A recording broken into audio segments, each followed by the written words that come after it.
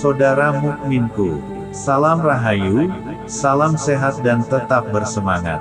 Menanggapi pernyataan atau pertanyaan dari Buya Syakur, Sufi Satria Perdamaian Abadi mencoba menjawab dan menjelaskan. Simak pernyataan atau pertanyaan dari Buya Syakur berikut ini. Ingin ngasih closing statement saya dengan satu pertanyaan, dan nanti tidak perlu dijawab, tapi pertanyaan saja. Kenapa para bajingan, para penjahat, ketika melakukan kejahatan ada koordinasi, kerjasama, saling bantu-membantu, saling menutupi, saling melengkapi, betul? Tetapi kenapa ketika kita berdakwah menyampaikan kebenaran terjadi pertengkaran di antara kita? Terima kasih. Mengapa para bajingan, para penjahat, ketika melakukan kejahatan bisa saling koordinasi, kerjasama, saling bantu, saling melengkapi dan menutupi? Lalu mengapa ketika kita berdakwah menyampaikan kebenaran, terjadi pertengkaran dan perdebatan di antara kita? Pertama yang harus digarisbawahi adalah dalam dunia hitam atau dunia kiri, maupun dalam dunia putih atau dunia kanan, hakikatnya sama-sama ada rasa saling membutuhkan.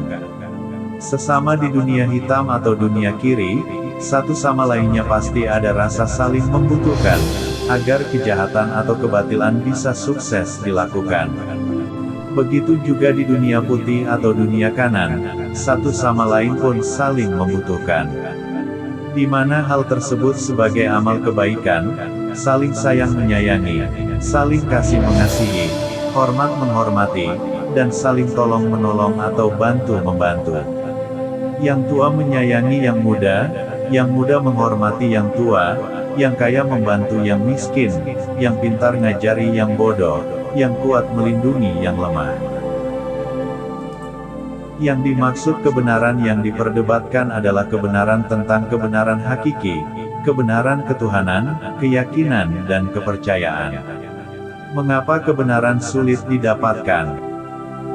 Jelas, sebab hadiahnya pun sangat luar biasa, yaitu surga seluas langit dan bumi, surga yang sangat menakjubkan, yang sudah pasti di sana ada rahmat dan ridho Tuhan, penuh keindahan dan kenikmatan. Makanya masing-masing penganut agama, keyakinan dan kepercayaan memiliki ajaran, memiliki pandangan sikap, keimanan serta jalan yang berbeda, namun hakikat tujuannya sama. Bahkan di satu agama pun bisa terpecah, sehingga memiliki golongan yang berbeda-beda. Kebenaran itu diibaratkan bagai potongan kaca yang berhamburan dari langit, lalu jatuh ke bumi, dan setiap manusia menemukan kepingan-kepingan kaca itu. Ketika seseorang menemukan satu kepingan itu, maka merasa dirinya sudah menemukan kebenaran seutuhnya, apalagi menemukan kepingan yang lebih besar dari yang lainnya, maka dirinya merasa yang paling benar. Hakikatnya ketika kita menemukan kebenaran bukan berarti kita paling pintar, justru kita akan semakin bodoh, sebab kebenaran itu luas tak terbatas. Inilah kesalahan yang tidak disadari manusia, dalam memahami kebenaran tidak kafah, tidak utuh atau tidak sempurna. Sehingga hanya akan menjadi fitnah, akan selalu saling menyalahkan, saling cela dan hina, bahkan saling serang dan saling menghancurkan. Lalu bagaimana solusinya agar kebenaran yang diperdebatkan ini bisa saling melengkapi, saling isi dan saling menasehati, sehingga rohani kita pun semakin tumbuh, dan kita pun menjadi manusia seutuhnya yang memiliki budi pekerti, akhlak yang tinggi. Harusnya kebenaran itu bukan hanya sekedar diperdebatkan, tetapi harus dikonteskan. Mengapa harus dikonteskan? Segala hal di dunia ini banyak yang dikonteskan, bahkan hal terburuk saja bisa dikonteskan. Contoh kentut saja ada kontesnya, dan setiap kontes itu sudah pasti, ada aturan, ada juri atau wasit, ada tim penilai, dan tentunya ada hadiahnya, ada materi, ada trofi, dan sebagainya. Lalu mengapa kebenaran tidak bisa dikonteskan? Kebenaran saat ini hanya diperdebatkan tidak memakai aturan yang benar, justru malah pakai aturan liar, aturan preman bukan aturan orang-orang yang beriman.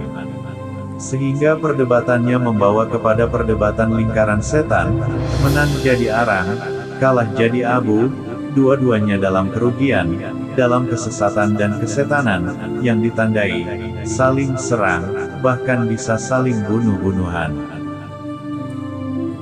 Maka perlu dibentuk suatu wadah, yaitu sebuah kontes kebenaran, di mana ada aturan yang benar, sehingga perdebatan yang terjadi akan mengarah kepada perdebatan lingkaran Tuhan, menang jadi intan, kalah jadi berlian, dua-duanya meraih keuntungan, kemenangan, bertambah pengetahuan dan wawasan, di akhir kontes saling berpelukan penuh kedamaian. Inilah program pemimpin akhir zaman, di dalam mewujudkan revolusi moral, yaitu program kontes akbar kebenaran akhir zaman. Hanya dengan kontes kebenaran, yang bisa menyatukan umat sejagat, sehingga revolusi moral akan terwujud, dan akhirnya perdamaian abadi pun bisa terwujud. Demikian penjelasan singkat tentang perdebatan kebenaran yang selalu diributkan. Semoga kita semua bisa menyadari, dan bisa memulai belajar yang benar sesuai petunjuk di surat Al-Alaq dan surat Wal Asri. Terima kasih, tonton dan ikuti terus video di channel ini agar lebih memahami secara utuh, tentang kontes kebenaran ini. Semoga bermanfaat. Amin ya robbal alamin.